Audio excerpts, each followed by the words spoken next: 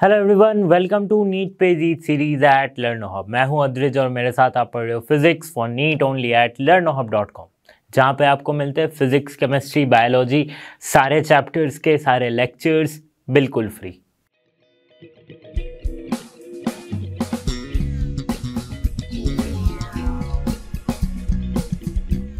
Students, इस video में हम कवर करने वाले हैं नीट के एग्जाम के प्रीवियस ईयर में पूछे गए कुछ questions from the chapter ray optics. तो इस वीडियो को हम दो पार्ट में करेंगे। एक्चुअली ऑप्टिक्स के जो प्रीवियस ईयर के क्वेश्चंस है इसको दो पार्ट में हम कर रहे हैं। ये वीडियो है रे ऑप्टिक्स से रिलेटेड प्रीवियस ईयर क्वेश्चन। इसके बाद जो हम प्रीवियस ईयर के क्वेश्चंस करेंगे वो वेव ऑप्टिक्स से रिलेटेड होगा। तो चलिए शुरू करते हैं इस वीडियो को।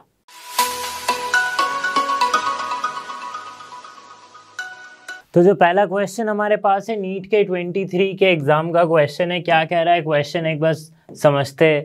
अ convex lens is made up of 3 different material as shown in the figure. For point object placed on its axis the number of images formed are. ठीक है, देखो सिंपल सी बात है कि एक लेंस है, एक लेंस रखी गई है। कौन सी लेंस है ये एक कन्वेक्स लेंस है। ठीक है, और लेकिन ये एक जो लेंस है ना, ये 3 अलग अलग मटेरियल की बनी हुई है। ये अलग मटेरियल है 1, ये दूसरी मटेरियल है, तीसरी मटेरियल है।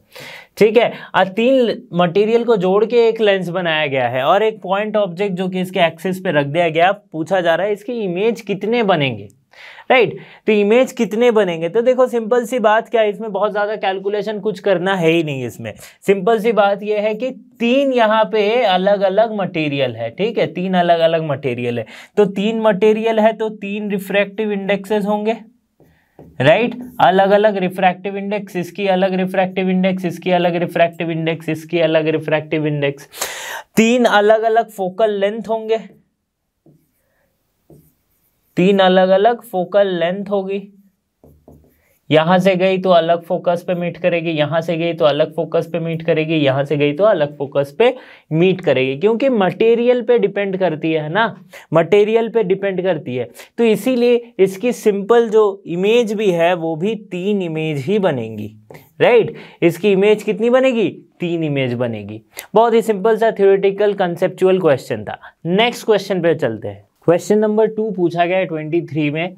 Light travels a distance x in time t1, ये t1 है, एंड इन एयर में इसकी डिस्टेंस कितनी ट्रेवल करी, x डिस्टेंस ट्रेवल करी t1 टाइम में, and in another medium 10x distance in time t2, okay, in another denser medium. Okay fine, what is the critical angle for this medium. एक medium में critical angle क्या होगी, तो critical angle को कैसे लिखते हैं, साइन थीटा C, अगर स्नेल्स लॉ को यूज किया जाए by sine of angle of refraction equals to क्या होती थी, रिफ्रैक्टिव इंडेक्स। अब रिफ्रैक्टिव इंडेक्स क्या, अब देखो वेलोसिटी के टर्म्स में दिया है तो रिफ्रैक्टिव इंडेक्स को हम कैसे लिख सकते हैं,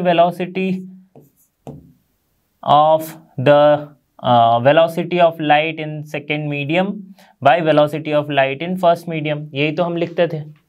ठीक है, ऐसे ही हम लिखते हैं रिफ्रैक्टिव इंडेक्स को। अब देखो सिंपल सी बात है कि ये थीटा सी, अगर थीटा सी कुछ इस तरह से है, थीटा सी क्या होती है, angle of incidence, right. Angle of incidence, कौन सी वाली एंगल ऑफ इंसिडेंस, जब एंगल ऑफ इंसिडेंस मैक्सिमम होती है जब रिफ्रैक्टेड रे जो है वो ग्रेज करने लगती है, 90 डिग्री बना देती है, राइट। इससे ज्यादा अगर एंगल ऑफ इंसिडेंस को क्रिटिकल एंगल से ज्यादा इंक्रीज करेंगे तो जो रे ऑफ लाइट है वो टोटल इंटरनली रिफ्लेक्ट हो जाती है।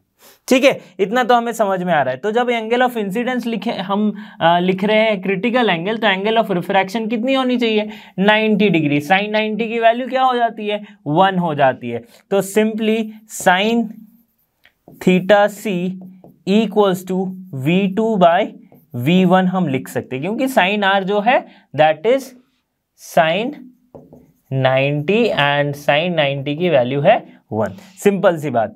V2 क्या हो जाएगी, देखो V2 क्या है, वेलोसिटी इन दैट मीडियम। इस मीडियम में वेलोसिटी कितनी है, वो है V2।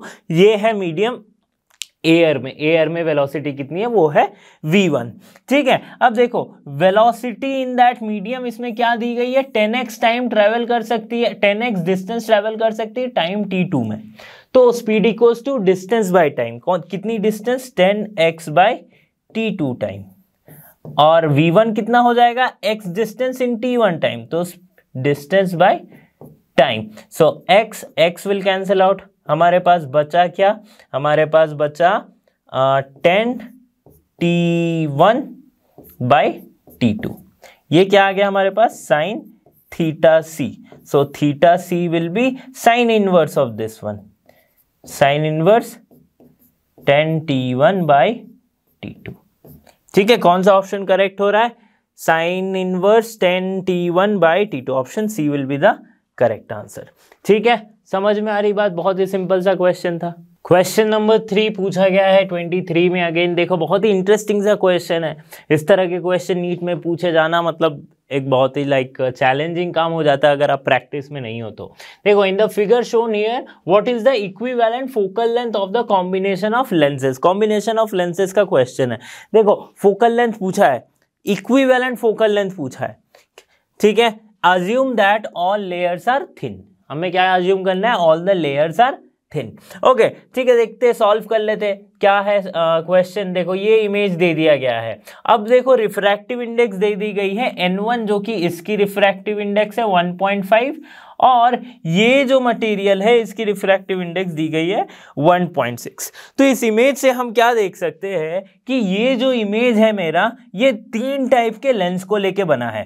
पहला क्या है, प्लेनो कनकेव लेंस, राइट, उसके बाद एक डबल कन्वेक्स लेंस आ जाती है, और फिर जाके एक प्लेनो कनकेव लेंस आ जाता है, राइट, इस तरह से हो जाती है। Sorry, this is plano convex lens, this is plano concave lens. Okay, तो इस तरह से 3 लेंस को मिला के बना है। ओके अब देखो बहुत इंटरेस्टिंग सी बात एक आती है कि इसकी R1 एंड R2 जो है वो गिवन है 20 centimetre. R1 and R2 is given as 20 centimetre.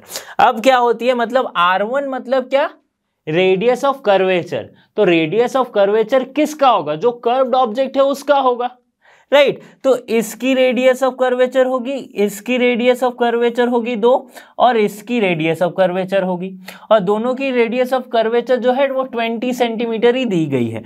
मतलब इसकी भी 20 सेंटीमीटर, इसकी भी 20 सेंटीमीटर, दोनों की, यहाँ पे 2 है ना, तो दोनों की 20 सेंटीमीटर, और इसकी 20 सेंटीमीटर।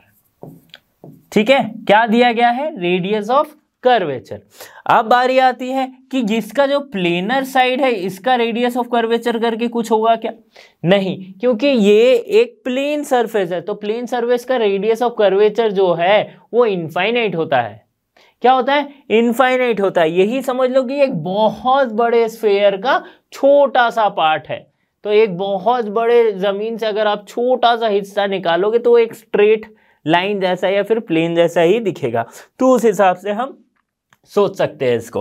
ओके नाउ अब बारी आती है क्या कि लेंस मेकर फॉर्मूला हमारे पास पता है, तो हर तीनों में हम लेंस मेकर फॉर्मूला लगाएंगे, लगा के इसकी फोकल लेंथ को निकालेंगे। ठीक है, इसकी फोकल लेंथ आ जाएगी, इसकी आ जाएगी, इसकी आ जाएगी। इसकी फोकल लेंथ को कंसीडर करते F1, इसको F2 एंड इसको F3। ठीक है, अब तीनों की इक्विवेलेंट फोकल लेंथ निकाल लेंगे। 1/f equals to 1/f1 plus 1/f2 plus 1/f3। But इससे पहले 1/f1, 1/f2, 1/f3 हमें निकालना है। ठीक है, तो सिंपल हम फॉर्मूला क्या जानते हैं, 1/f equals to mu minus 1, right, mu minus 1 into 1/r1 minus 1/r2, ये हम जानते हैं। ठीक है, अब देखो म्यू क्या है, म्यू माइनस 1, इसकी रिफ्रैक्टिव इंडेक्स कितनी दी गई है, 2 रिफ्रैक्टिव इंडेक्स है। ठीक है, सो पहला किसका हम कंसिडर कर रहे हैं, इसको कंसिडर कर रहे हैं, तो ये वाला क्या है, ये हिस्सा है n2 का, सो 1.6 माइनस 1, ठीक है, इंटू 1/r1। अब देखो r1 कौन सा हिस्सा है, ये वाला हिस्सा है, तो ये तो पहला है इनफाइनाइट, माइनस 1/r2, ये 1/f1 के लिए मैं निकाल रहा हूँ। ठीक है, इसकी फोकल लेंथ निकाल रहा हूँ, तो 1/ और ये कितनी है, r2 कितनी, 1/20। ठीक है, सो 1 समथिंग बाय इन्फिनिटी 0, तो ये 0 आ गया, यहाँ पे 1.5 माइनस इंटू माइनस 1/10, 1/20, तो दिस विल कम अराउंड -3/100। ठीक है, इस तरह का कुछ आ जाएगा, -3/100 जैसा। ओके, अब बात करते हैं दूसरे केस में, मतलब ये जो डबल कन्वेक्स लेंस है हमारे पास उसके लिए। अब इसकी रिफ्रैक्टिव इंडेक्स क्या है, ये दी गई है 1.5, सो 1.5 - 1 into 1/R1 - 1/R2, so 1/R1 is 20 minus 1/R2 1/R2। ठीक है, ये हो गया। लेकिन यहाँ पे एक कैच है कि अगर इस वाले डायरेक्शन को हम क्या ले रहे हैं, इसकी रिफ्रैक्टिव इंडेक्स को हम पॉजिटिव लेंगे तो इसके वाले को हम नेगेटिव लेंगे, सो माइनस ऑफ -20। ठीक है, तो हो जाएगा यहाँ पे प्लस। तो इसको सॉल्व किया तो हमारे पास आया समथिंग लाइक 1/20। ओके, अब तीसरे वाले के लिए सॉल्व करो, दैट इज 1/f3। इसमें भी देखो सिमिलर केस ही है फर्स्ट केस जैसा। ये है हमारे पास पहला केस, ये है दूसरा केस, और ये हम तीसरा केस यहाँ पे लिख रहे हैं। तीसरा केस मतलब इस वाले लेंस के लिए, तो ये भी एक क्या है, प्लेनो कनकेव लेंस है। ठीक है, तो यहाँ पे बस क्या दिक्कत आएगी कि 1/R1 - 1/R2, तो पहले आएगा क्या 1/20 माइनस 1/∞। ठीक है, तो 1/∞ तो जीरो, रिजल्ट जो है वो सेम ही आ जाएगा, दैट मीन्स -3/100। तो ये हमारे पास 3 रिजल्ट आ गए हैं। अब क्या करना है, अब बस इक्विवेलेंट फोकल लेंथ निकालनी है, मतलब 1/f इक्विवेलेंट इक्वल्स टू क्या हो जाएगा, 1/f1 plus 1/f2 plus 1/f3। अब तीनों की वैल्यूज पुट करेंगे, दैट इज -3/100 प्लस 1/20 माइनस 3/100। ठीक है, सो यहाँ पे कितना आ जाएगा हमारे पास, -2 यानी कि 6 ट्वाइस इंटू 3/100 यानी कि कितनी आ जाएगी हमारे पास 6/100 प्लस 1/20। सॉल्व करके देखेंगे, अगर एलसीएम निकालते तो हमारे पास एलसीएम कितना आ जाएगा, 100 आ जाएगा, सो दिस विल बी -6, और ये कितना हो जाएगा 5, this is +5, so this will come around -1/100। तो अगर फोकल लेंथ की बात करें तो ये तो f इक्विवेलेंट है। ठीक है, 1/f इक्विवेलेंट। ठीक है, तो इसका ऑपोजिट करें, आई मीन रेसिप्रोकल करेंगे तो वो हमारा फोकल लेंथ आ जाएगा। तो सिंपली अगर फोकल लेंथ इक्विवेलेंट करेंगे तो -100 centimetre will be the correct answer. कौन सा ऑप्शन करेक्ट हो रहा है, option 2 is the correct answer. समझ में आ रही है बात कि किस तरह से हमने तोड़ के किया है। ओके, तो कंफ्यूज नहीं होना है कि देखो थोड़ा सा इमेज को देख के ही थोड़ा सोचना है कि अगर मैं तोड़ के निकालूं तो क्या हो रही है, या फिर इतना भी नहीं तो सिंपल सा कॉमन सेंस निकालना है कि रे ऑफ लाइट आएगी तो पहले यहाँ पे रिफ्रैक्शन, फिर यहाँ पे रिफ्रैक्शन, फिर यहाँ पे रिफ्रैक्शन, फिर यहाँ, यानी कि 3 केस में तोड़ सकते हैं इसे। क्वेश्चन नंबर 4, 22 का question, 2 thin lenses are of same focal length but one is convex and another is concave। देखो ये क्वेश्चन आ गया, when they are placed in contact with each other the equivalent focal length of the combination will be। एक convex है, एक concave है, focal length equivalent क्या हो जाएगा 1/f1 प्लस 1/f2 ये आ जाएगा। लेकिन एक क्या है, कन्वेक्स है, एक कनकेव है, तो एक को हम 1/ अगर f लिखे और दूसरे को क्या लिख सकते हैं 1/-f, यानी कि -1/f लिख देंगे। ठीक है, पूछा गया है कि दोनों की फोकल लेंथ सेम ही है, राइट, तो ये हमारे पास क्या आ गया 0 आ गया। सो अगर 1/f इक्विवेलेंट 0 होता है तो focal length equivalent focal length f equivalent क्या हो जाएगा, इनफाइनाइट हो जाएगा। ठीक है, इसका रेसिप्रोकल ही तो होगा infinite, so option 3 will be the correct answer. Question number 5 again 22 के पेपर का question, a by convex lens of radius of curvature 20 centimetre each. अच्छा, बाई कन्वेक्स लेंस बोला है, मतलब फिर से वही डबल कन्वेक्स लेंस जैसा ऐसा, और तो ये ईच का मतलब है कि इसकी भी रेडियस ऑफ कर्वेचर 20 सेंटीमीटर है, इसकी भी 20 सेंटीमीटर है। ठीक है, if the refractive index of the material is of the lens is 1.5, मतलब इसकी रिफ्रैक्टिव इंडेक्स कितनी है 1.5 है। The power of the lenses, power कैसे निकालते हैं, power is the reciprocal of focal length, so power equals to 1/f। अब lens के लिए क्या हम जानते हैं, लेंस के लिए lens maker formula mu -1 into 1/r1 minus 1/r2, ठीक है। अब दोनों ही ऑपोजिट है तो 1/r1 माइनस ऑफ -r2 हम लिख देंगे साइन कन्वेंशन के लिए। ओके देखो सॉल्व करके देखते हैं, सिंपली पावर कितनी आ जाएगी,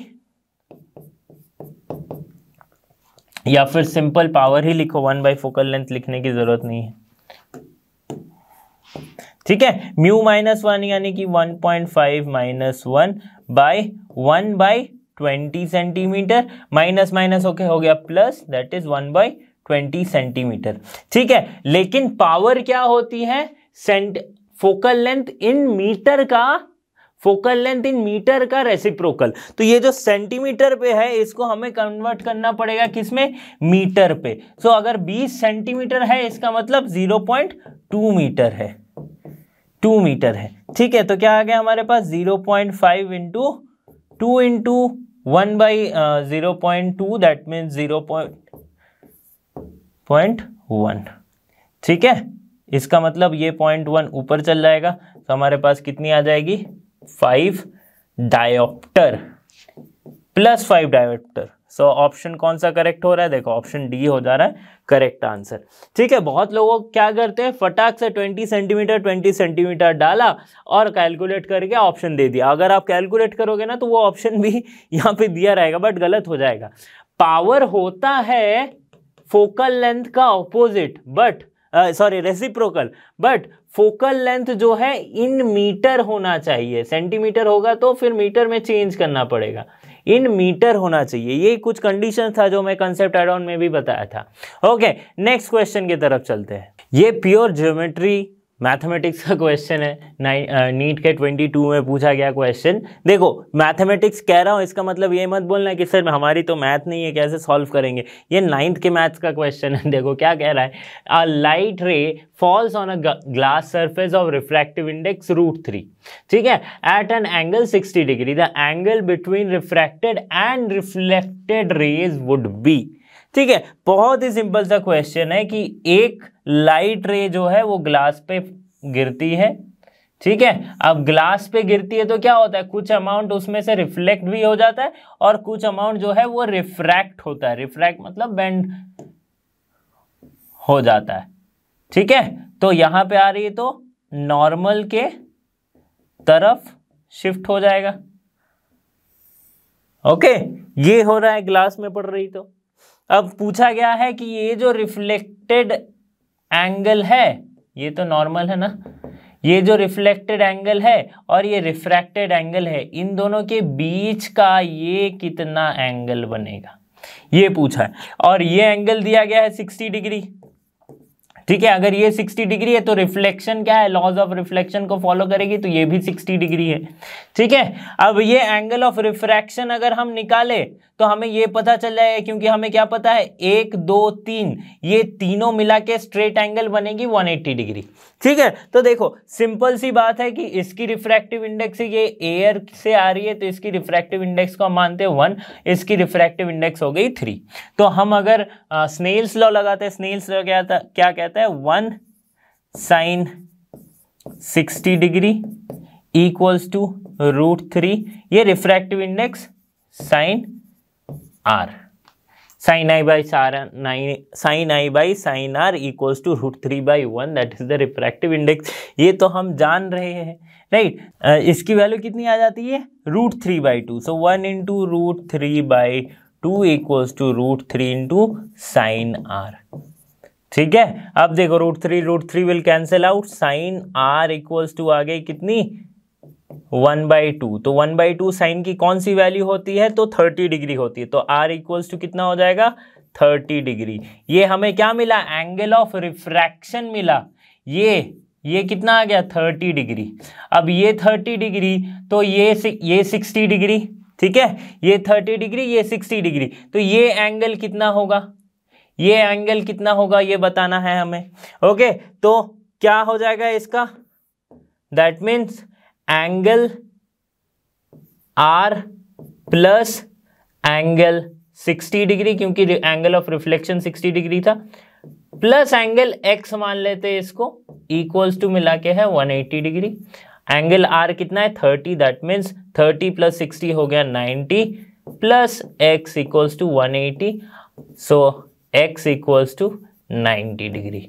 तो ये वाली जो एंगल होगी ये एक राइट एंगल होगी, that is 90 degree. Option 2 is the correct answer. Geometry वाला क्वेश्चन था। ओके, क्वेश्चन नंबर 7, नीट 21 का क्वेश्चन। Two transparent media A and B are separated by a plane boundary.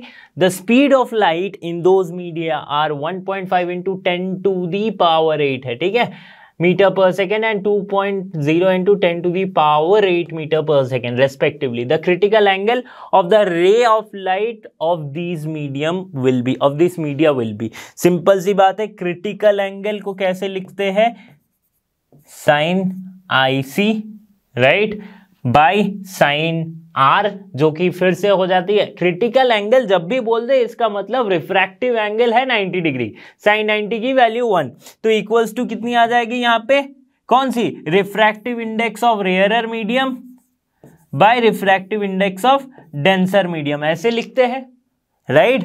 अब इसको अगर मैं वेलोसिटी के टर्म्स में लिखूं तो कैसे लिख सकता हूं, velocity of denser by velocity of rarer, क्योंकि वेलोसिटी और रिफ्रैक्टिव इंडेक्स इनवर्सली प्रोपोर्शनल है, ठीक है, क्यों ना हो, क्योंकि ये speed of light in medium, speed of light in air by speed of light in medium 1, speed of light in air by speed of light in medium 2, तो इसमें speed of light in air जो है वो cancel out हो जाएगा, तो ये reciprocal होता है। बहुत ही सिंपल सी बात, ठीक है, इस तरह की हो गई है भाई।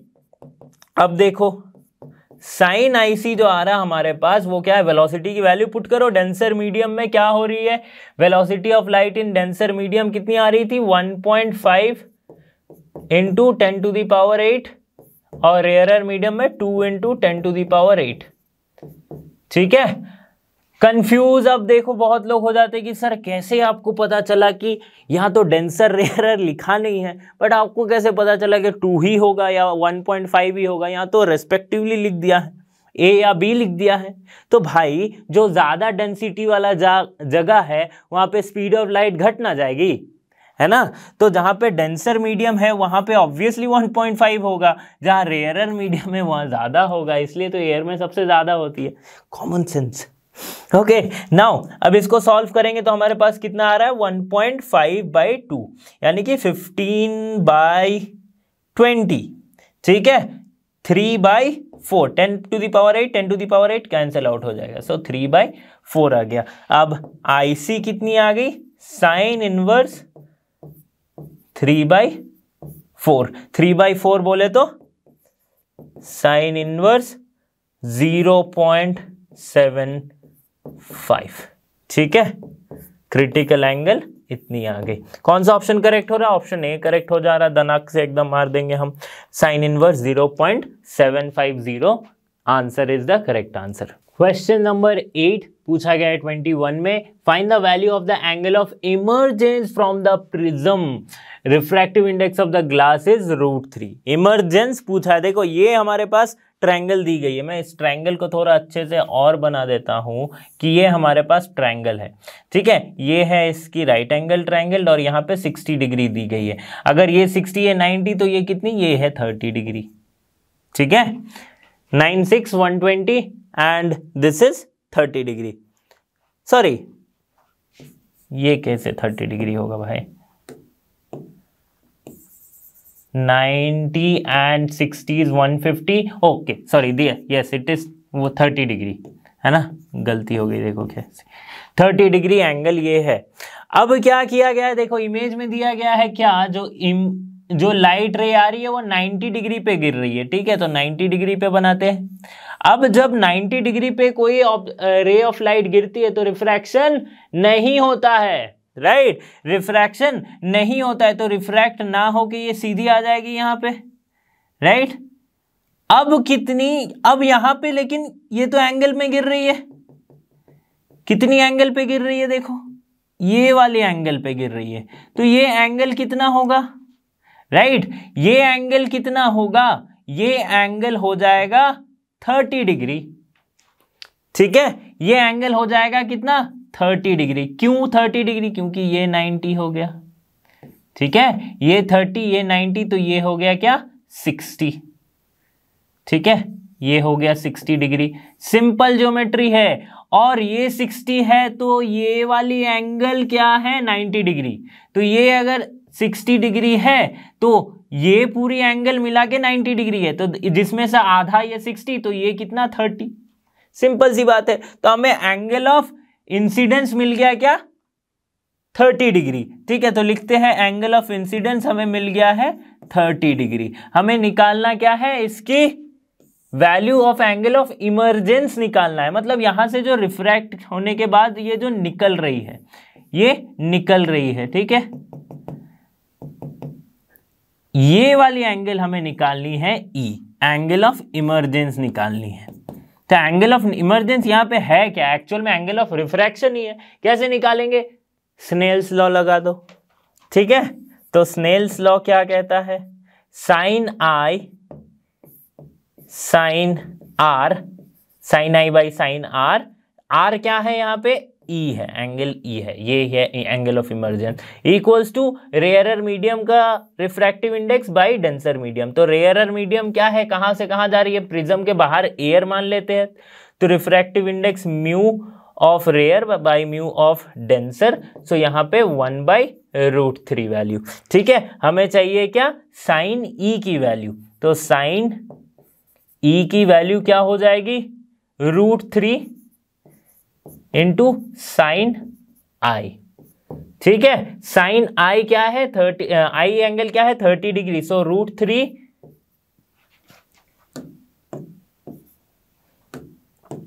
√3 into sine 30 degree, sine 30 degree की वैल्यू आ जाती है 1/2। ठीक है, अब साइन ई जो हो गया वो क्या हो गया, √3/2। √3/2 कौन सी वैल्यू होगी, E equals to sine inverse √3/2, यानी कि इसकी साइन की वैल्यू √3/2 कब होती है भाई, जब इसकी वैल्यू होती है 60 degree. So angle of emergence कितनी आ गई 60 degree. Option 1 is the correct answer. Geometry था, 8th 9th का ज्योमेट्री था। ठीक है, क्वेश्चन नंबर 9 2019 का क्वेश्चन है। क्या कह रहा है क्वेश्चन, एक बार पढ़ते हैं इसको। देखो, in total internal reflection when the angle of incidence is equal to the critical angle for the pair of a medium in contact, what will be the angle of refraction. ये तो आंख बंद करके हम ऑप्शन डी लगा देंगे। ओह, बहुत ज्यादा ऊपर, 90 degree will be the correct answer. क्यों, क्योंकि देखो रिफ्रैक्टेड रे क्या होगी, ये एंगल, ये डेंसर मीडियम है, ये रेयरर मीडियम है, राइट, ट्रैवल कर रही है, और ये क्या होती है क्रिटिकल एंगल पे है इंसिडेंट्स। क्रिटिकल एंगल पे हम क्या जानते हैं कि ये जो रिफ्रैक्टेड रे जो इतनी देर से रिफ्रैक्ट हो रही थी वो अब नहीं जाएगी, वो सीधा अपने पाथ को ग्रेज करेगी, इस सरफेस के अलोंग पाथ को ग्रेज करेगी। ठीक है, इससे ज्यादा हुआ तो total internal reflection, but critical angle पे ये रिफ्रैक्टेड रे ग्रेज द पाथ, ये हम जानते हैं। तो जब पाथ ग्रेज कर रही है, जब ये घास खा रही है, तब यहाँ पे एंगल कितनी हो जाएगी, ये हो जाएगी 90 डिग्री नॉर्मल के साथ। ठीक है, यही सिंपल सी बात है। तो option 4 is the correct answer. तो स्टूडेंट्स, यहाँ पे हमने कुछ क्वेश्चन सॉल्व किए हैं प्रीवियस ईयर में जो कि नीट के एग्जाम में पूछे गए थे। तो इसी तरह के वीडियोस के लिए आपको लर्नो हब के साथ बने रहना है, क्योंकि लर्नो फ्री है पर बेस्ट है। So thanks for being here and have a great day.